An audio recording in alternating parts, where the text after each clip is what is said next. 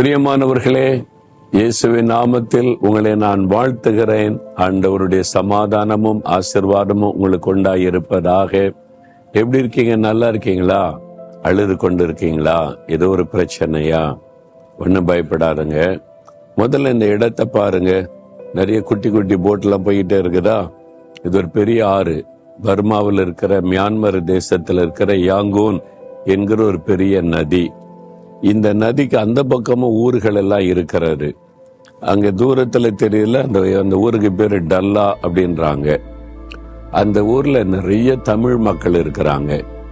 இந்த மெயின் சிட்டிகளை கூட தமிழ் மக்களும் நிறைய பேர் இருக்காங்க. தமிழ் மக்கள் செய்கிற ரெஸ்டாரண்ட் இந்தியா தமிழ்நாடு மாதிரி இருக்கிறாரு. இங்கிற பர்மிய மக்களும் தமிழ் மக்களும் ரொம்ப அன்பா சகோதரத்தோட பழகி, எந்த மொழி பிரச்சனை, அவங்களுக்குள்ள இன பிரச்சனை அப்படி இல்லாதபடி மக்கள் மகிழ்ச்சியோட தான் வாழ்றாங்க. அதை பார்க்க முடிந்தது. நாங்க நடத்தின எல்லா கூட்டத்துல தமிழ் மக்களும் வந்தாங்க, பர்மிய மக்களும் வந்தாங்க. தமிழ்ல பேசினா அதை பர்மிய மொழியில மொழிபெயர்த்தாங்க. தமிழ் மொழியை கேட்கறதுக்கு இங்க உள்ள மக்கள் ரொம்ப விருப்பமா இருக்கிறாங்க. நான் நிறைய இந்து மக்கள் கூட்டத்துக்கு வந்தாங்க.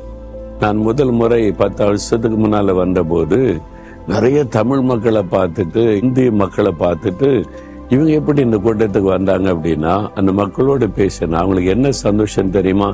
எங்க தாய்மொழி தமிழ்ல ஒருத்தர் பிரசங்கம் பண்றாங்க. அந்த மொழி பற்றனால அந்த வார்த்தையை கேட்கறதுக்கு அவ்வளோ ஜனங்கள் வந்திருக்கிறாங்க. நல்ல அழகா தமிழ் பேசுகிறாங்க. அது மாதிரி இந்த மக்கள் சேர்ந்து ஐக்கியமா வாழ்றாங்க. எல்லா இடத்துலயுமே அப்படிதான். மக்களுக்குள்ள பிரச்சனை இல்லை. சில தீவிரவாத அமைப்புகள் சுயநலத்துக்காகத்தான் மக்களை பிரிக்கிறது. மொழியை வச்சு, மதத்தை வச்சு, ஜாதியை வச்சு அந்த பொல்லாத காரியத்தை செய்யறதுக்கு சாத்தான் சில பொல்லாத மனிதர்களை பயன்படுத்துகிறான். இதை நம்ம அடையாளம் கண்டு கொண்டா போறோம். மற்றபடி நாம் எல்லாம் சகோதரர்கள், சகோதரிகள். ஆண்டவர் உலகத்துல நம்ம ஒன்றாக சிருஷ்டித்து வாழ வைத்திருக்கிறார். அந்த சந்தோஷத்தை காத்துக்கொள்ளணும். யாரையும் அற்பமா நினைச்சிடக்கூடாது. மற்றவர்களை நம்மள மேன்மையா கருதணுமே அல்லாதபடி நாம் மற்றவங்களை தாழ்வா நினைச்சிடக்கூடாது. இந்த மக்கள் ஈக்குவலா இருக்கிறாங்க. அதை இங்க தெளிவாய் பார்க்க முடிந்தது.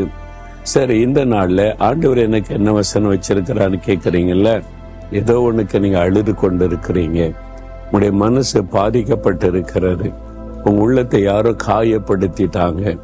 சரீரத்துல வியாதி, இது தீர்க்க முடியாத வியாதின்றாங்க. சாகு வரைக்கும் மாத்திரை தான் போடணும்னு சொல்றாங்க. எவ்வளவு மருந்து மாத்திரை சாப்பிட்டு சுகமாகல. கேன்சர்ன்றாங்க, இது மாதிரி ஒரு ஆர்த்ரைட்டிஸ்ன்றாங்க, உங்களுடைய கிட்னி போச்சுன்றாங்க, என்னென்னோ சொல்றாங்க. வீட்டுல யாரோ ஒரு வியாதி பாதிப்பு இல்லை. அந்த மாதிரி பாதிப்புல ஒரு தேசத்தினுடைய ராஜா வியாதியில பாதிக்கப்பட்ட என்ன நடக்கும்? ஒரு தேசத்தை ஆளுகிற ராஜா வியாதிப்பட்டா அந்த தேசத்தில் இருக்கிற சிறந்த மருத்துவர்கள் வரவழைக்கப்படுவாங்க. சிறந்த மருத்துவ உதவி செய்யப்படும்.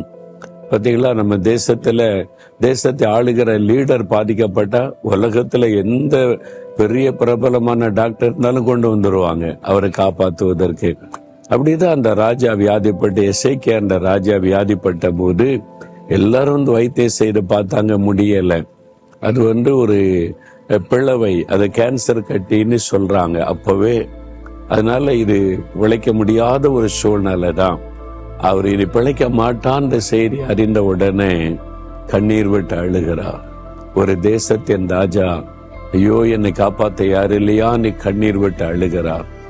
ஆண்டவரை சொல்லிட்டார், போதுன்னு உலகத்துல வாழ்ந்தது பட்ட பாடு பல்லோகத்தை சேர்ந்துருன்னு தீர்க்கதரிசி மூலமா சொல்றார். ஆனா அவருக்கு அது தாங்க முடியல. கண்ணீர் விட்டு ஆண்டோட, நான் உண்மை உத்தமா நடந்தேன்னு, ஆண்டவரே நீங்க சொல்றதெல்லாம் நான் செஞ்சேன், உமக்கு உண்மையாதானே இருந்தேன். அவர் கண்ணீர் விட்டு அழுகிறார். அழுது விண்ணப்பம் பண்ண உடனே ஆண்டவருக்கு மனசு இறங்கி விட்டார். ஐயோ என்னுடைய தாசன் அழுகிறான்னு சொல்லி அவர் தம்முடைய தீர்க்கதரிசி அனுப்பி ஒரு வார்த்தை சொல்றார். தன்னுடைய ஊழியக்காரனை அனுப்பி, பாருங்க 2 ராஜாக்கள் 20:5 உன் விண்ணப்பத்தை நான் கேட்டேன், உன் கண்ணீரை நான் கண்டேன், நான் உன்னை குணமாக்குவேன் அப்படின்னு ஆண்டவர் சொன்னார். அதே மாதிரி தீராத அந்த வியாதியை குணமாக்கிட்டார். காயப்பட்ட உள்ளத்தோட கண்ணீர் வடிகிறார். சரீரத்தில் வியாதியினால் உண்டான பாதிப்பு, வேதனை, ஆண்டவர் சொல்லுகிறார், உன் கண்ணீரின் நிமித்தம் உன் விண்ணப்பத்தை நான் கேட்டேன், நான் உன்னை குணமாக்குவேன். அப்படி சொல்லிட்டு அதே மாதிரி சுகத்தை ஆண்டவர் கொடுத்து ஆயுசு நாட்களை 15 வருஷம் ஆண்டவர் கூட்டி கொடுத்தார் என்று அந்த உண்மை சம்பவத்தில் எழுதப்பட்டிருக்கிறார். மரணப்படுக்கையில நீங்க இருக்கீங்களா? உங்க வீட்டுல யாரோ இருக்கிறாங்களா? அவ்வளவுதானா நீ கலங்கி நிக்கிறீங்களா? கண்ணீரோடு அவரை நோக்கி பார்த்தீங்கன்னா உன்னுடைய கண்ணீரை பார்த்த உடனே மனம் இறங்கிடுவார். ஒரு குழந்தை அழுவதை பார்த்த உடனே தாயனுடைய உள்ளம் எப்படி உருகுமோ அதே மாதிரி தாய் அன்புள்ள ஒரு ஆண்டவர்.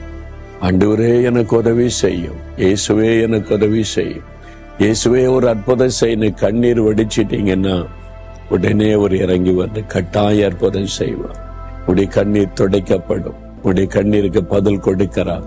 என் மகனே, என் மகளே, உன் கண்ணீரை நான் கண்டேன், உன் விண்ணப்பத்தை நான் கேட்டேன்.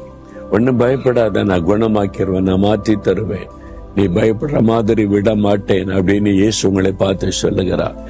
அப்படியே ஒரு இதயத்துல கை வைத்து, ஆண்டவரே, இயேசுவே எனக்கு ஒரு அற்புதம் செய்யுங்க. எல்லாரும் கை விட்டுட்டாங்க, ஒண்ணுமே செய்ய முடியாதுன்னு சொல்றாங்க. காயப்பட்ட என் உள்ளத்தில் காயத்தை மாற்றும், என் சரீரத்தில் இருக்கிற வியாதியை மாற்றும், என் குடும்பத்தில் இருக்கிற இந்த வியாதி வேதனைகள் நெருக்கங்கள் மாறட்டும். ஒரு அற்புதத்தை நீங்க செய்தாதான் முடியும் ஆண்டவரே. தகப்பனே, யார் யார் அப்படி செபிக்கிறாங்களோ இந்த மகனை பாரும், இந்த மகளை பாரும். இன்றைக்கே ஒரு அற்புதம் அவங்களுக்கு நடக்கணும். அவனுடைய கண்ணீருக்கு நீங்க பதில் கொடுக்கணும். அவன் வேண்டிக் கொள்கிறதை நிறைவேற்றி தரணும்.